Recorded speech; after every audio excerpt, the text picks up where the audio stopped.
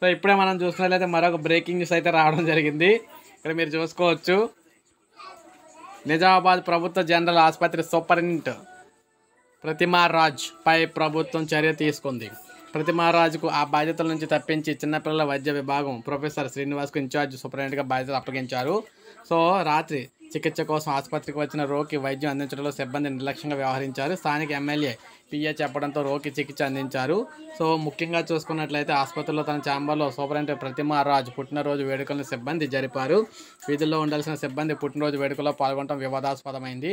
ఈ నేపథ్యంలో అక్కడ వైద్య ఆరోగ్య శాఖ ముఖ్య కార్యదర్శి క్రిస్టినా ప్రతిమారాజును బాధ్యతల నుంచి తప్పించి ఆసుపత్రిలో జరిగిన ఘటనపై విచారణ ఆదేశించారు. ఇన్ఛార్జి సూపరింటెండెంట్గా డాక్టర్ శ్రీనివాస్ను నియమిస్తూ ఉత్తర్వులు అయితే జారీ చేశారు.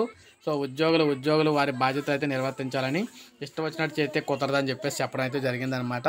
సో ఇది మనకు అప్డేట్. ఒక లైక్ చేయండి, సబ్స్క్రైబ్ చేసుకోవద్దు, మన ఛానల్ సబ్స్క్రైబ్ చేసుకొని ఫాలో